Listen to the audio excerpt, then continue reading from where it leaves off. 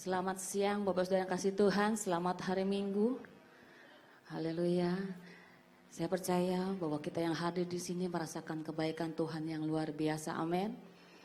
Sukacita kita kalau kita berada dalam hadirat Tuhan. Terima kasih, terima kasih. Ya, yang merasakan kebaikan Tuhan, saya inginkan berikan tepuk tangan yang meriah bagi Tuhan. Haleluya, haleluya, haleluya. Sungguh Bapak kita Bapak yang baik, amin. Mari kita mempersiapkan hati kita untuk Tuhan. Buka hati kita untuk menyembah Tuhan.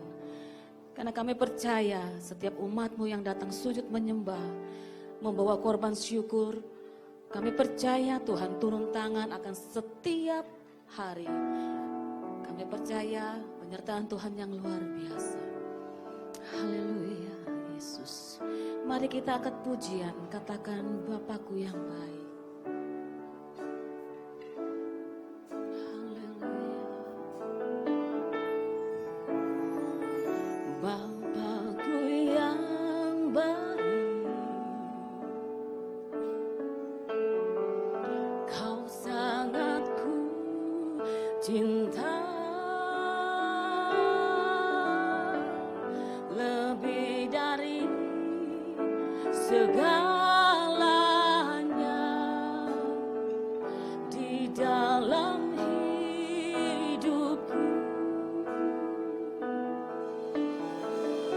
Bapakku yang baik, Engkau yang ku perlu,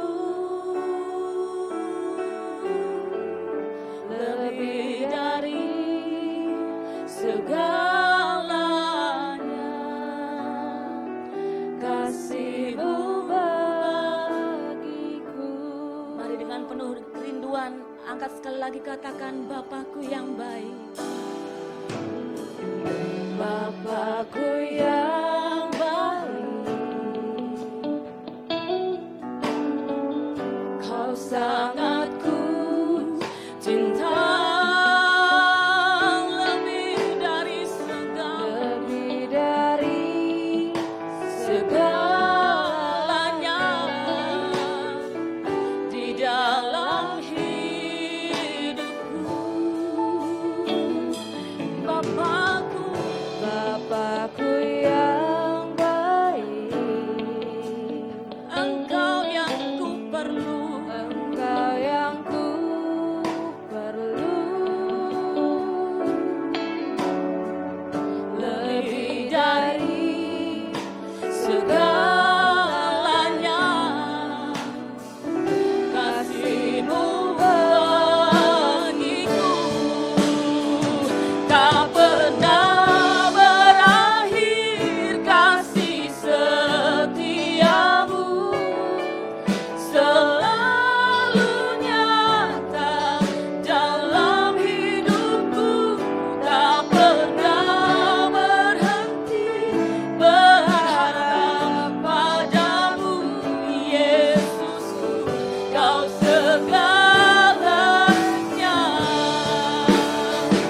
tak pernah berakhir, kasih setiamu selalu nyata dalam hidupku, tak pernah berhenti berharap padamu, oh Yesus, Kau segalanya. Kita berikan tepuk tangan yang meriah bagi Tuhan. Haleluya. Mari jemaat Pasar Baru angkat pujian ini. Bapakku yang baik, Engkau yang ku cinta, lebih dari segalanya di dalam hidupku. Bapakku yang baik,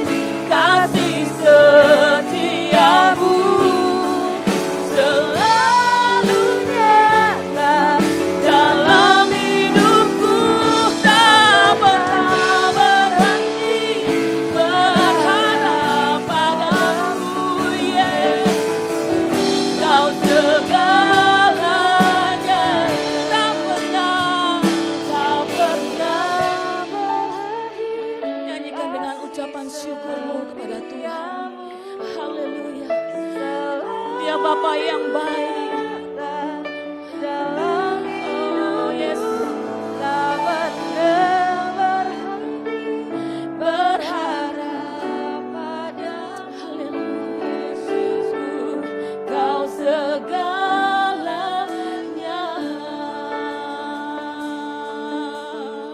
Kami tahu Tuhan, segala yang terjadi dalam hidup kami mau tetap bersyukur kepada Tuhan. Kami mau tetap berkata terima kasih Tuhan. Walaupun keadaan kami tidak sesuai, kami mau mengangkat tangan walaupun kami lemah Tuhan. Karena kami tahu dalam keadaan kami yang bersyukur, kami percaya pemulihan, mujizat terjadi dalam hidup kami. Mari sembah Dia, sembah Dia. Katakan terima kasih Tuhan, terima kasih. Kami sembah Yesus, kami tinggikan nama-Mu Tuhan. Bapa yang baik, Bapa yang sangat baik. Nikmati hadirat Tuhan, buka hatimu, buka hatimu, berikan yang terbaik bagi Tuhan. Saya lama-lama ya,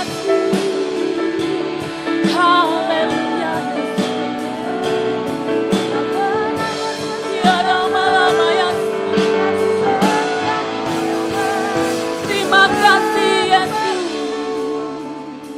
terima kasih Tuhan, haleluya.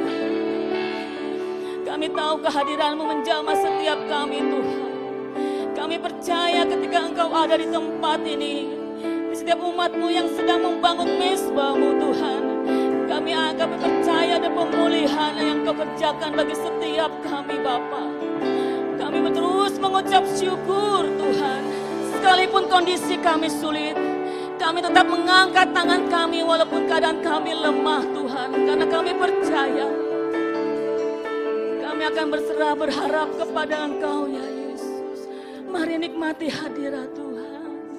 Kina ya rama-lama ya sana ya rama-lama ya. Haleluya Yesus. Mari sembah Dia, sembah Dia. Angkat pujian syukur-Mu, bermazmur bagi Dia.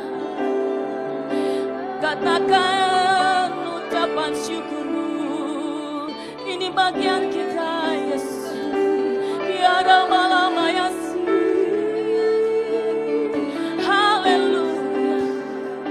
Glory bagimu Yesus, glory bagimu, glory bagimu.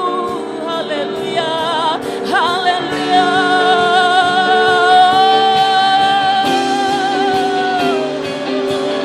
Kami tinggikan nama-Mu Yesus, haleluya Yesus.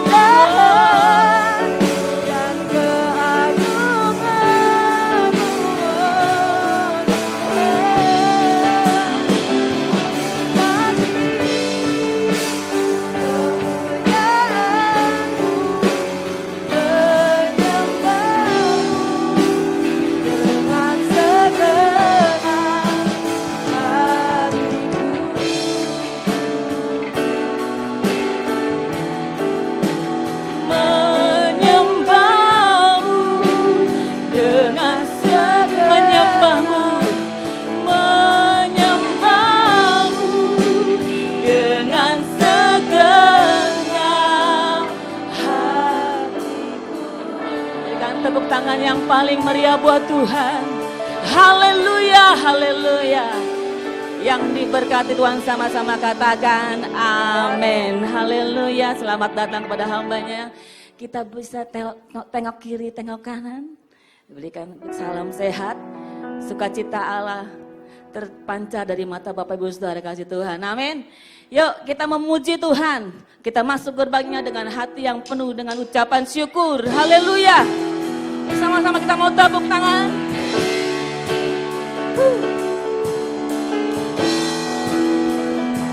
Haleluya.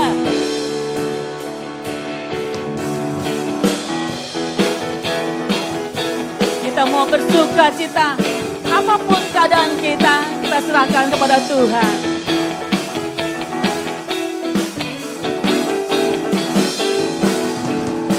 Ku masuki gerbangnya Tuhan dengan hati yang bersyukur.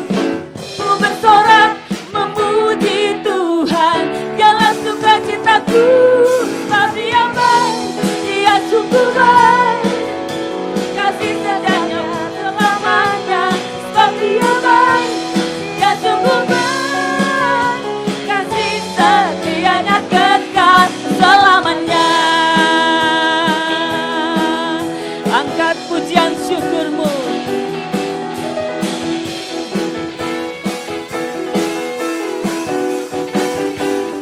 Katakan, ku masuki gerbangnya Tuhan dengan hati yang bersyukur. Ku bersorak memuji Tuhan, dialah sukacitaku. Katakan, amin. Dia sungguh baik, kasih setianya untuk selamanya. Sebab Dia baik, Dia sungguh baik, kasih setianya kekal. Sebab Dia baik, Dia sungguh baik, kasih setianya untuk selamanya. Sebab Dia baik, Dia sungguh baik, kasih setianya kekal. Lagi, sebab Dia baik, Dia sungguh baik, yes, kasih setianya untuk selamanya. Sebab Dia baik, Dia sungguh baik, kasih setianya kekal. Kasihnya tak pernah berubah, dulu sekarang dan selamanya.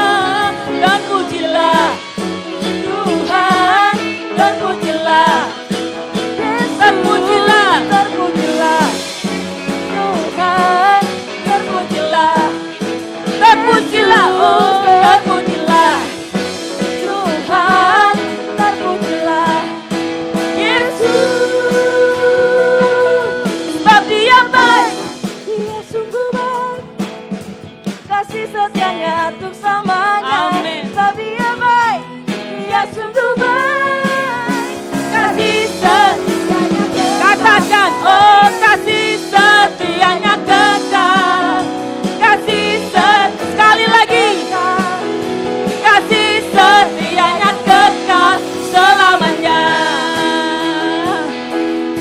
Haleluya.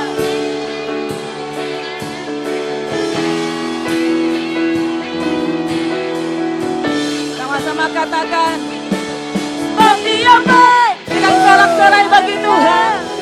Silakan duduk Bapak saya kasih Tuhan. Haleluya.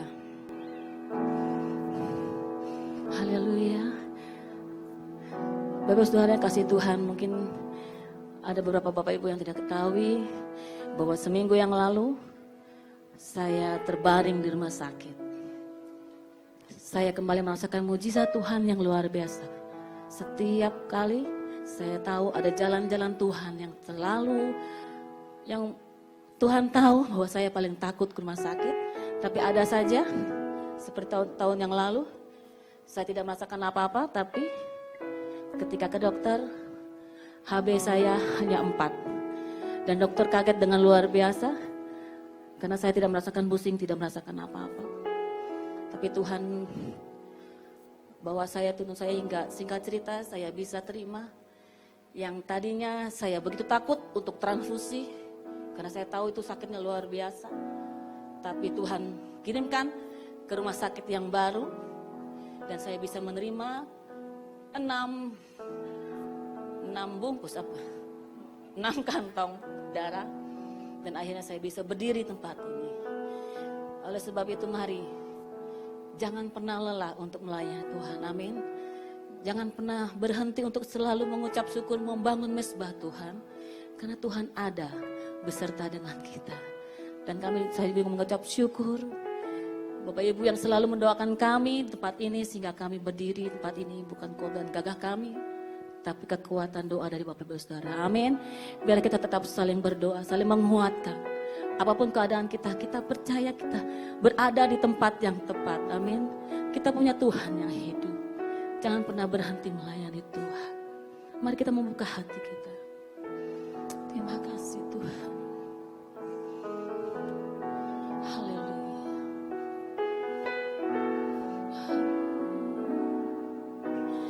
Tak akan pernah ku sesali mengiring Yesus sepanjang hidupku, lewati lembah air mata, ku saksikan kemuliaan-Mu dinyatakan. Berapapun harga yang harus ku bayar, ku kan tetap setia. Sama-sama katakan, mengasihi. Saya persilakan juga kepada hambanya untuk memuji. Saya undang untuk maju ke depan, yang saya tahu suaranya juga luar biasa. Janji-Mu kan tetap ku pegang teguh sampai ku dapat memperoleh. Mari kita bangkit berdiri saudara.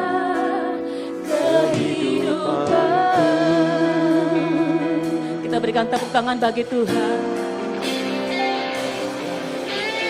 Tak akan pernah Ku sesali mengiring Yesus sepanjang hidupku, lewati lembah air mata, ku saksikan kemuliaan-Mu dinyatakan. Berapapun harga yang harus ku bayar, ku kan tetap setia melayani, mengasihi-Mu, mengiring-Mu seumur hidupku. Janji-Mu kan tetap ku pegang teguh Sampai ku dapat makan. Nah, kita bersyukur kepada Tuhan ya, kalau kita perhatikan tahun 2020 itu begitu banyak persoalan. Kita bukan hanya bicara tentang pandemi saja yang melanda dunia, melanda Indonesia, tetapi sampai awal tahun ini pun kalau saya perhatikan dampaknya ini mulai terasa, khususnya buat kita para pebisnis, buat kita ibu rumah tangga ya. Berbagai macam kesulitan, tantangan itu kita hadapi. Tapi perhatikan satu hal baik-baik saudara. Jangan sampai masalah persoalan membuat kita itu menjadi lemah. Setuju, katakan amin. Justru kesulitan persoalan kita hadapi membuat kita ini semakin stronger, semakin kuat di dalam hidup ini. Nah, topik firman Tuhan hari ini, saya beri judul Stronger saudara. Buka Filipi pasal ketiga.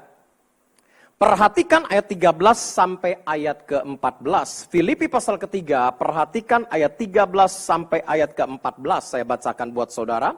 Saudara-saudara, aku sendiri tidak menganggap bahwa aku telah menangkapnya, tetapi ini yang kulakukan. Aku melupakan apa yang telah di belakangku dan mengarahkan diri kepada apa yang di hadapanku dan berlari-lari kepada tujuan untuk memperoleh hadiah, yaitu panggilan sorgawi dari Allah dalam Kristus Yesus. Nah saudara, perhatikan baik-baik. Dalam hidup ini jangan selalu berkesimpulan. Ketika Anda menghadapi persoalan dalam hidup ini, entah itu kegagalan di tahun 2020, sakit penyakit kayak, ya, kegagalan bisnis, kegagalan rohani Anda, jangan saudara berpikir masalah membuat Anda ini tidak bisa lebih kuat, artinya lebih susah dalam hidup ini. Ini satu konsep yang salah. Kalau di tahun 2020 kemarin, Anda mengalami kegagalan, Anda jatuh dalam keluarga Anda jatuh dalam bisnis Anda jatuh dalam kerohanian Anda. Iblis setan mungkin akan berkata ini akhir segalanya. Teman-teman yang gak suka dengan Anda, sahabat-sahabat Anda yang mungkin selama ini iri, jealous melihat keberhasilan rumah tangga, pelayanan Anda, karir Anda, mungkin akan berkata ini akhir segalanya. Saya mau katakan stop punya pikiran seperti itu semua dari setan. Setuju katakan amin?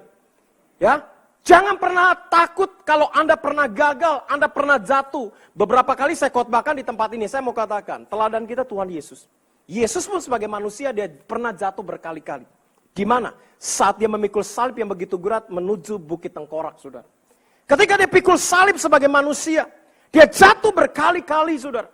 Tetapi pada saat Yesus jatuh, apakah dia berpangku tangan, dia pasrah dengan keadaan yang ada? Tidak, kita tahu kisahnya. Sebentar lagi kita akan merayakan Paskah, Jumat Agung kenaikan Yesus Kristus. Ya, kita tahu kisahnya. Akhirnya, meskipun dia jatuh berkali-kali, dia angkat kembali salib yang begitu berat. Dia berjalan meskipun tertati-tati, dan dia selesaikan di kayu salib. Dia rentangkan tangannya berkata, it is finished. Amin. Setuju, kasih tepuk tangan buat Tuhan Yesus kita yang dahsyat. Haleluya. Sekali lagi saya katakan, jangan pernah berasumsi. Masalah persoalan apapun yang kita hadapi membuat kita tidak bisa lebih maju. Kita ambil contoh lah. Secara geografis ada beberapa negara di dunia yang saya katakan sangat tidak beruntung. Dihantam bencana bertubi-tubi, termasuk mungkin Indonesia, tapi Indonesia masih kalah. Jepang kalau Anda perhatikan, gempa terjadi terus saudara. Ya, bahkan dalam beberapa minggu bisa terjadi gempa. Taiwan dan Hong Kong selalu mengalami badai angin typhoon yang begitu hebat. Ya, kemudian ambil contoh lagi, Dubai. Kalau Anda pernah ke Dubai, mungkin di sini ada beberapa pengerja atau jemaat yang pernah traveling ke sana dari Israel langsung ke Dubai. Ya saudara kalau tahu tahun 90, Dubai itu apa? Padang gurun yang hanya dihuni onta-onta liar. Tidak ada rumput hijau. Semuanya gersang saudara, itu tahun 90 loh. Ya. Tapi sekarang kalau Anda ke negara ini, negara yang secara geografis tidak beruntung, semua yang itu ada di Dubai. Ambil contoh. Airport terbesar di dunia, Dubai. Sebentar lagi kan kalah dengan China memang. Ya. Gedung tertinggi di dunia, Burj Khalifa, 828 meter, ada di Dubai. Hotel termahal di dunia, Al Arab, ya, kamar suite-nya, 1 malam, itu Anda harus bayar 259 juta, belum termasuk teks 20%. Bayangkan kalau saudara dikasih tidur gratis itu tuh, saya percaya nggak mau bangun dari ranjang, ngulet-ngulet sampai pagi, saudara. Ya. Minuman termahal di dunia, itu ada di Dubai. Itu koktailnya, saudara. Saya karena udah 6 kali ke negara ini, itu koktailnya sudah tahu, 1 gelas, itu harganya 5.000 US dollar, sekitar lakcap gotiau. Lakcap gotiau itu bahasa Ibrani kuno ya, 65 juta. Ya, saudara kalau saya bilang begini sama orang sana, gua kalau dikasih minum gratis, itu saya nahan pipis BAB 3 hari 3 malam, gua nggak mau buang. Saking sayangnya saudara. Ya, nah secara geografis, ini negara-negara nggak beruntung, tapi kenapa menjadi negara yang sangat maju dan luar biasa? Di Alkitab pun ada kisah seperti yang kita baca hari ini. Hamba Tuhan, pelayan Tuhan, yang juga tidak beruntung dan mengalami nasib yang saya katakan tidak baiklah masa lalunya. Yang kita baca hari ini, kita akan bahas adalah Rasul Paulus. Siapa yang kenal Rasul Paulus, saudara? Rasul Paulus, saudara tahu, dia lahir di Turki, dibesarkan di Yerusalem. Dan dididik dengan mazhab Yahudi yang begitu kental. Pengajaran-pengajaran yang luar biasa dan dia sangat taat dengan tradisi Yahudinya, saudara. Farisi bukan Yahudinya, Farisinya. Ya. Nah saudara, karir pelayanan Paulus itu menanjak. Ketika dia dikenal, kerjanya itu nangkepin menjarain orang Kristen. Suatu hari kita tahu kisah ini ketika perjalanan menuju ke Damsyik, di atas kudanya, dia melihat satu cahaya yang begitu silau, mendengar satu suara, dan dia jatuh dari kudanya, dan suara itu yang dia tidak ketahui dari mana, bahkan pengawal-pengawalnya tidak tahu, dan berkata, Saulus, Saulus, Saulus, kenapa engkau menganiaya aku? Saat itu dia berkata, siapa engkau? Ya, akulah Yesus yang engkau aniaya. Kisah ini Berkelanjutan, dan Yesus perintahkan dia untuk menemui hambanya yang bernama Ananias. Dan saat itu dia buta beberapa saat, dia bisa mencelingkan kembali matanya. Saudara, Paulus yang tadinya Saulus mengalami perjumpaan pribadi yang luar biasa. Dari orang yang hidupnya nggak bener, nggak karu-karuan. Kerjanya nangkepin orang Kristen, menjarain orang Kristen, menganiaya orang Kristen. Ketika dia berjumpa pribadi dengan Allah, maka ayat firman Tuhan yang tadi kita baca, dia berkata dia melupakan apa yang di belakang dan mengarahkan diri kepada apa yang di depannya. Saudara perhatikan baik-baik, ini mumpung masih bulan Maret. Ketika Anda memasuki tahun baru, saya percaya kita punya latar kehidupan yang berbeda-beda. Ya. Tahun baru itu biasanya ada planning baru. Namanya resolusi. Biasanya saya kalau doa resolusi itu 31 Desember, akhir tahun. Bahkan menjelang last minute pergantian tahun 2021 itu biasanya kita doa resolusi. Doa resolusi itu keinginan, harapan saudara sepanjang tahun 2021. Dan biasanya doa itu ada beberapa poin dan biasanya orang mulai berkata, Tuhan tahun ini di tengah pandemi saya mau Tuhan toko saya nambah 1. Gaji saya bisa bertambah. Oh Tuhan di tengah pandemi saya mau deh Tuhan, anak saya masih bisa tetap sekolah di tempat yang layak. Bahkan sekolah di luar negeri. Saya ingin Tuhan tahun ini ganti mobil dong Tuhan. Mobil saya udah jelek. Saya pengen ganti motor Tuhan. Ya, saudara kita punya planning-planning angan-angan. Keinginan harapan kita sepanjang tahun yang baru ini. Tapi tanpa disadari saudara tahu. Apa yang saudara doakan, senternya kepada pribadi Anda. Benar atau betul saudara? Akunya kan? Bisnisku, keluargaku, rumah tanggaku, pelayananku. Itu tanpa kita sadari. Pokoknya akunya ditonjolkan. Pernah nggak Anda, setiap resolusi awal tahun Anda berkata, Tuhan, tahun ini, apa sih yang aku bisa lakukan buat kerajaan Allah? Pujiannya kan udah keren banget tadi kan? Berapapun harganya aku mau bayar. Mau tetap setia di hadapan Tuhan. Apakah benar seperti itu atau cuma lip service, saudara? Ya. Nah, saudara pernah tidak ketika Anda awal tahun berkata, Tuhan tahun ini apa yang harus aku lakukan? Saya tadi pagi ketika WA-WAan sama Bro Hendra. Karena kemarin baru turun dari gunung, masih capek saudara fisik. Ya. Nanti pulang juga harus pelayanan pemulung lagi, istri saya lagi masak. Karena sekarang kita buat pelayanan pemulung kita masak sendiri. Kemarin kita rekor masak 1.600 piring. Itu masak di rumah saya. Ya, pengerja semua dilibatkan, saya turun tangan. Ya, saudara, itu sampai nggak tidur, tapi saya tetap tidur. Ya, saudara. Nah saudara, saya tiba-tiba ingat, ini sebentar lagi bulan Maret ya. Bulan Maret itu ulang tahun saya juga saudara. Tanggalnya 27, catat baik-baik tanggalnya. 27 Maret. Tapi 27 Maret juga bertepatan dengan ulang tahun yayasan yang saya dirikan namanya YKATB.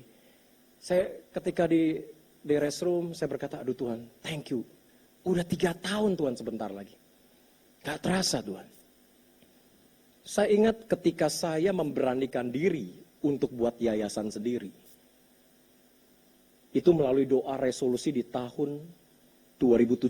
31 Desember 2017 saya pernah bersaksi di doa pengerja. Ketika saya berkata, Tuhan apa yang harus aku lakukan buat kerajaanmu? Itu ayat muncul Hagai pertama, ayat 4 dan 9.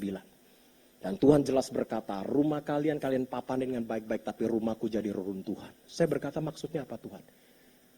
Cari gerejaku, rumahku yang rusak, yang jelek-jelek di seluruh pedalaman Indonesia. Perbaiki cuma-cuma. Serahkan ke gereja masing-masing.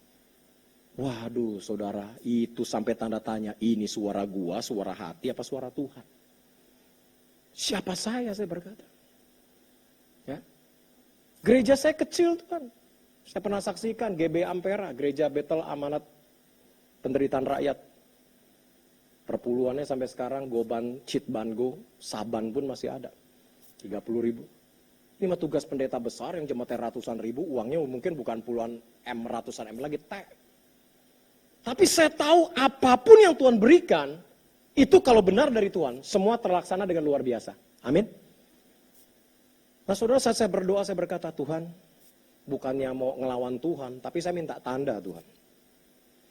Kalau memang saya diperintahkan, karena saat itu bisnis saya juga lagi drop, saya juga belum lama ngalamin kebakaran, duit habis-habisan. Pernah diciak sama jemaat juga sekian miliar, habis-habisan saya saudara. Beberapa tahun kemarin itu benar-benar padang gurun buat saya. Bisnis sudah baik, jemaat pinjem lagi, habis lagi. Dan mulai hari ini nggak ada bisnis di gereja saya katakan. Ya. Wah saudara, akhirnya saya berdoa, saya berkata Tuhan, kasih tanda.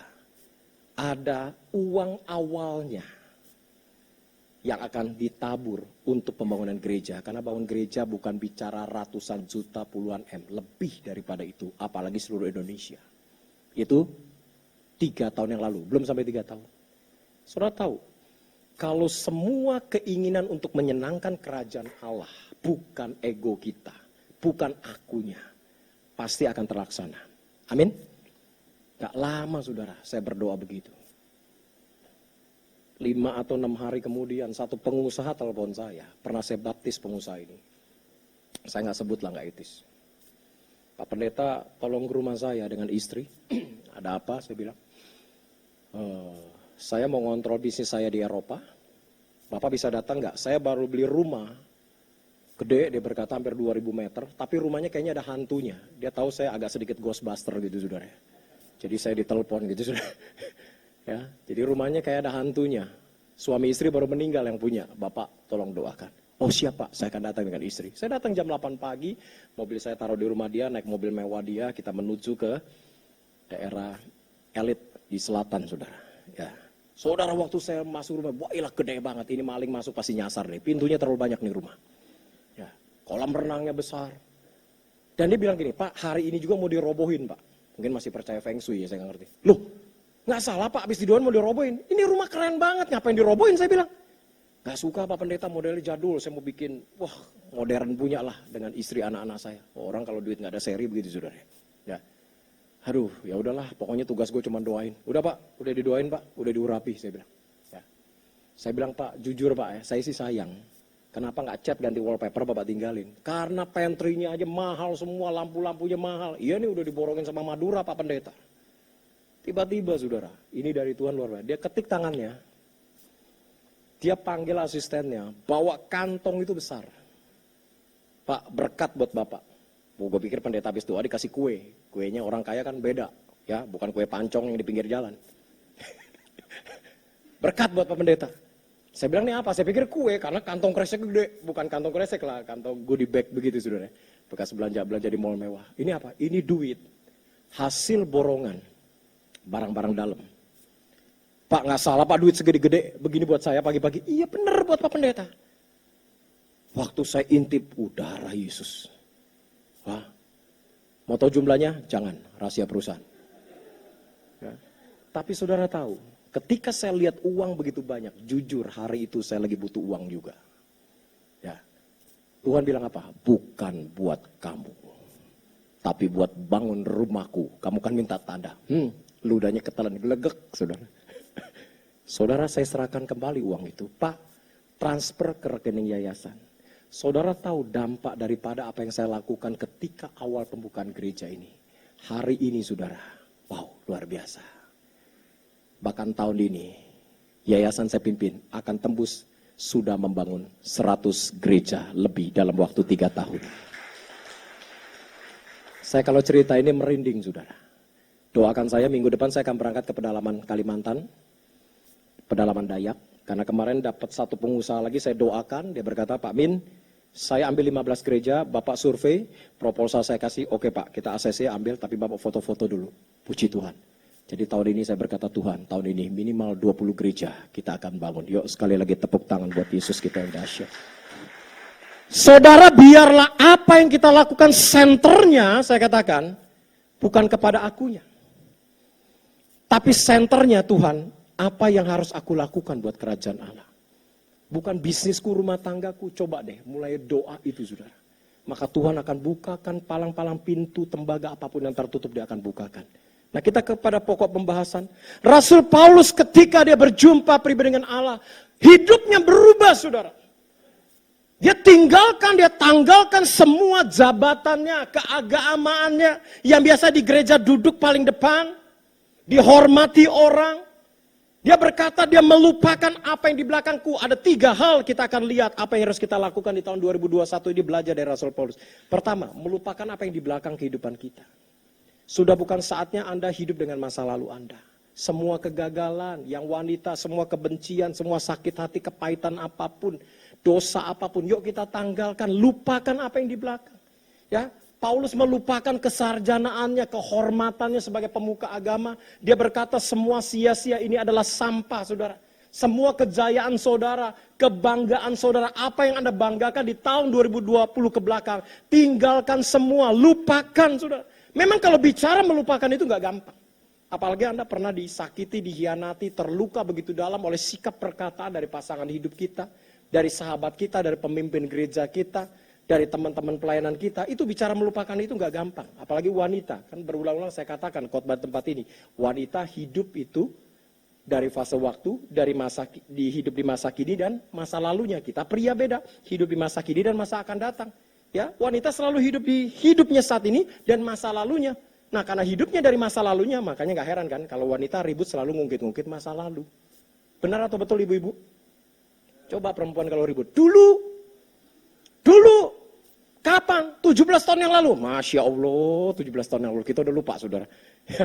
Nah, saudara, semua itu kita lupakan. Waduh, saudara, kalau saudara tahu pengalaman hidup saya ini banyak sekali pengalaman di jalanan, banyak sekali luka-luka batin dengan parent saya, dengan orang tua saya, saudara. Ya, saya jujur karena digembleng sedemikian rupa, jadi sulit untuk sakit hati sampai hari ini. Saudara mau lukai saya kayak apapun, kayaknya hitungan nggak sampai sehari itu pasti lewat. Lupa saya orangnya, ya. Karena mungkin dari kecil tuh saya tuh udah biasa digebukin sama papa saya, sama mama saya, sama koko-koko saya, cici saya. Ya, saya pernah bawa sesi luka batin, saudara ingat. Itu satu peristiwa yang saya berbekas itu sampai kuliah itu nggak bisa lupa. Ya, ketika saya dipukul sampai masuk rumah sakit Husada, saudara, sama papi saya. Wah, itu saya nggak gampang lupa. Ya, tapi bersyukur ketika saya bertobat itu semua lupa. Saudara bayangkan, saya waktu itu sudah SMP, ditelanjangin saudara karena nggak bantu dagang sembako, main-main, namanya anak-anak pengen main-main. Itu digebukin, dipukuli, pakai rotan satu gepok begini, bahkan rotan itu sisa gagangnya. Bahkan papi saya seperti kesetanan, saya ditelanjangin di depan itu dihajar saudara. Pakai kayu dan akhirnya ya sudah diikat lehernya, diseret ke tiang listrik, digebukin begitu saudara di depan umum. Sekarang jangan coba-coba, cetret, viral kan, kena loh saudara. Ya, ngomelin orang disemprot aja viral saudara. Ya, kalau zaman dulu masa bodoh, anak lo, anak gua, istilah kasarnya begitu. Wah itu begitu dihajar itu kayunya, nancep di kaki saya begitu dicabut, patah di dalam, nggak tanggung-tanggung 9 cm. Saya dilarikan ke rumah sakit untuk operasi bedah. Yang nemenin papi saya lagi. Dokter tanya, kenapa pak anaknya ngudak layangan? Nakal nih anak. Enak aja lu dalam hati lo gebukin gua ngudak layangan. Tapi anak dulu mau digebukin kayak apapun tetap nunduk hormat sama orang tua. Coba anak sekarang, dimarahin dikit, alisnya naik kayak Angry Bird. Anak-anak hormati orang tua kita. Amin. Dan itu masa lalu nggak gampang, berbekas. Tapi ketika saya dibaptis SMA, 4 Juni tahun 88, kelas 1 SMA saya dibaptis. Wah saya bersyukur, perjumpaan pribadi dengan Tuhan membuat saya melupakan. Karena kalau kita hidup dari bayang-bayang masa lalu, kita ini gak akan pernah bisa maju. Katakan amin. Orang yang hidup dari kepahitan, pasti hidupnya juga akan melukai orang lain.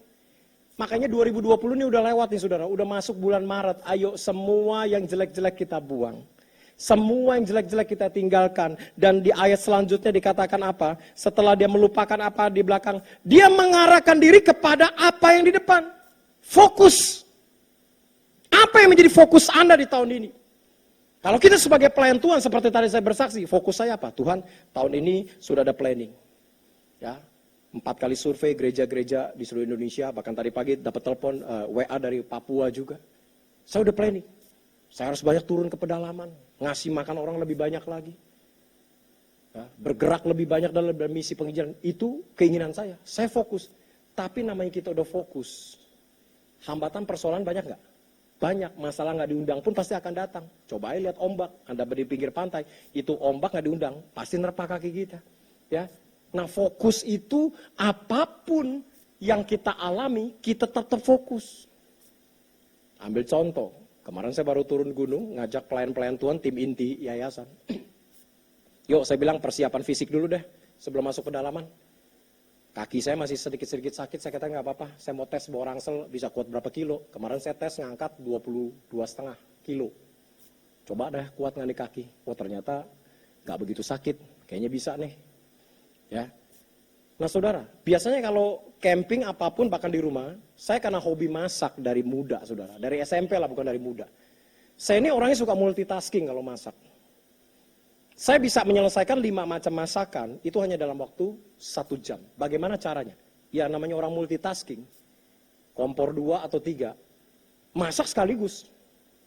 Ya. Kompor kedua udah matang, sayur ketiga keempat, saya udah siapkan, udah racik. Itu namanya multitasking. Jadi 1 jam itu 4 macam, 5 macam sayur, bisa selesai. Tapi kalau saya mau masak makanan yang enak, kesukaan saya, ambil contoh misalnya cukyok. Tahu cukyok? Enggak, anhosi dia. Enak saudara.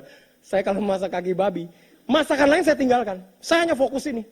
Supaya apa? Hasilnya enak. Nah hidup kita seperti itu. Saya percaya semua jemaat GB Pasar Baru dari Gembala sampai Pelayan Tonada termasuk diri saya. Tiket ke sorga kita semua sudah dapat. Setuju? Yakin gak kalau dipanggil Tuhan masuk sorga? Semua harus yakin ya. Tapi menuju ke gerbang sorganya gampang gak? Halo? Gampang gak? Susah loh. Banyak masalah persoalan yang akan kita hadapi. Tapi kalau Anda fokus dan Anda yakin dan percaya ketika perjalanan membina iman Anda, meskipun tantangan persoalan saudara hadapi seberat apapun, karena engkau yakin dan percaya, engkau fokus, oh Tuhan suatu hari aku bersama dengan engkau. Persoalan sebesar apapun, kita hanya fokus ke Tuhan, maka semua masalah persoalan kita hadapi bisa kita atasi, bahkan kita keluar sebagai pemenang. Setuju? Kasih tepuk tangan buat Tuhan Yesus. Haleluya. Jangan sampai masalah membuat kita, iman kita lemah. Tujuan hidup kita udah pasti, sorga. Tapi tantangan persoalan itu gak gampang. Wah gak gampang. Karena saya sering hidup di alam bebas. Saya biasanya dapat ilustrasi khotbah itu di alam bebas. Saya kemarin ngobrol sama anak saya yang cewek, yang kecil. Pi, aku pengen dong kayak papi bisa lihat setan. Bodoh kamu kalau ngomong begitu, saya bilang. Dan Selin, kita naik gunung ya tahun ini ya. Karena pandemi kita gak bisa jalan-jalan kemanapun. Ya Pi, tapi cari gunung yang paling serem di Indonesia. Yang ada dedemitnya. Aku pengen ngerasain lu Pi, ngeliat-ngeliat gitu. Ih, jangan saya bilang. Serem saya bilang. Ya, saya bilang ya udah kita naik Gunung Sindoro. Janganlah Pi, Gunung Lawu katanya angker, banyak orang kerasukan. Keren tahu Pi, kita lihat orang kerasukan. Tuh anak saya yang cewek berani saudara. Nah saudara, saya kalau di gunung, ya ini kalau naik gunung, misalnya fisik saya udah lemah nih. Kayak beberapa kali saya taklukkan Gunung Semeru. Waktu itu istri saya juga ikut. Istri saya udah 8 gunung saudara. Jadi kalau suami naik gunung, istri pasti naik gunung. Ya, kalau suaminya suka rujak, istri juga nanti suka rujak saudara. Ya, jadi suami istri suka naik gunung gitu. Waktu itu naik 7 orang, nyampe cuma 2. Cuma saya sama teman saya yang pendeta itu, sama-sama pendaki. Yang 5 ini nggak kuat. Karena air habis, makanan habis. Suhu -9. Saudara. Nah saat semua udah habis, semua memutuskan yang 5 ini kita turun. Saya bilang jangan turun, bahaya, lo orang nggak tahu jalan. Kalau kita udah biasa survival, tunggu di lembah. Ya, tunggu di lembah, pakai jaket yang tebal. Kita berdua fokus kita akan naik. Tanpa air, tanpa makanan. Karena perjalanan sudah 19 jam, kehabisan makanan waktu itu. Wah nekat saudara, saya berdua ini. Saya bilang udah datang jauh-jauh kita nggak nyampe, rugi. Gue bilang. Akhirnya apa kita lakukan? Saya fokus hanya kepada titik puncak itu, gue gak mau lihat ke belakang. Pokoknya di atas terus. Karena kalau jam 9 pagi saya gak nyampe, saya terpaksa harus turun. Karena gas beracunnya keluar jam 11 siang. Itu gas beracun kalau kehisap, lo mau pendeta sesaksi apapun, mati. Percaya, pendeta ngisep gas beracun pasti mati. Termasuk hari-hari ini kalau Anda keluar gak pakai masker, udah rajin berdoa, maaf ya saudara, bisa kena COVID gak? Bisa. Jadi jangan punya iman yang ngawur saudara. Ini biasanya saya khotbah pakai masker nih.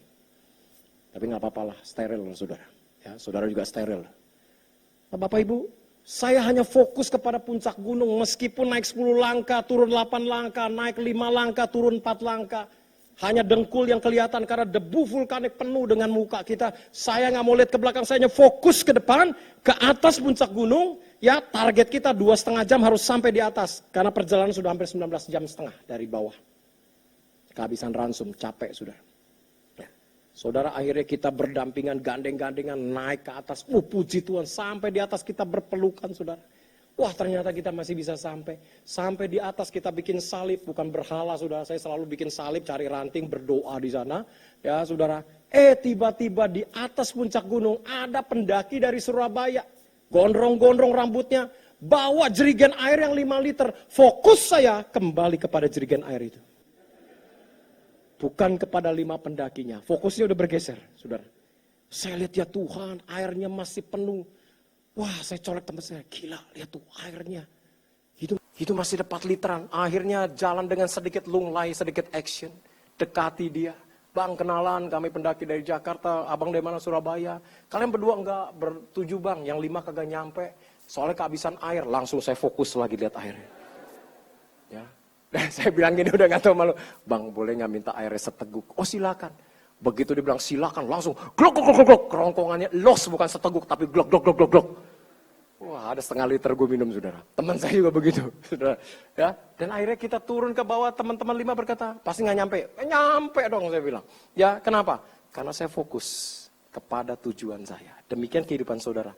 Apapun masalah tantangan yang saudara hadapi, keadaan apapun yang saudara hadapi, hari-hari ini, masalah ekonomi kayak rumah tangga pun, aku katakan di atas mimbar ini, saudara tetap fokus memandang wajah Tuhan, maka segala persoalan tantangan seberat apapun, saudara akan lewati tahun ini dengan penuh kemenangan. Setuju? Kasih tepuk tangan buat Yesus yang dahsyat.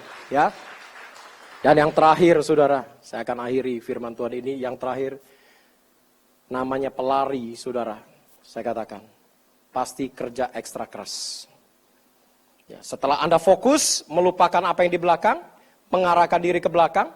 Ya, kemudian yang terakhir, berlari pada tujuan, namanya pelari untuk mencapai garis akhir. Itu nggak mudah. Dan saudara, ketika Anda berlari, saya katakan, seumpama pelari estafet. Misalnya saya bagian dari GB Pasar Baru nih, lari estafet. Saya lari pertama. Estafet itu berapa orang? 4 orang kan? Menang saya. Udah menang belum pertandingan? Belum. Tongkat estafet turun ke Pak Gembala. Pak Gembala juga lari sekuat mungkin. Masuk finish, saudara. Wah, udah menang belum? Belum. Masih ada 2 pelari. Dia lempar lagi ke Diakan 1 untuk berlari, saudara. Ya, masuk finish. Udah menang belum? Belum. Terakhir Pak Hendra, terima tongkat itu. Wih, Pak Hendra berlari sekuat mungkin. Orang tepuk tangan. Ayo, Hen. Ayo, pialanya lumayan nih, 100 juta. Misalnya, tiba-tiba 25 meter mencapai garis finish, keserimpet jatuh, gelundung. Saudara tahu begitu Pak Hendra jatuh, yang sorakin siapa? Penonton kan? Payah lo, makanya perut jangan terlalu maju, tapi perut dia rata sekarang. Lihat dari Monas.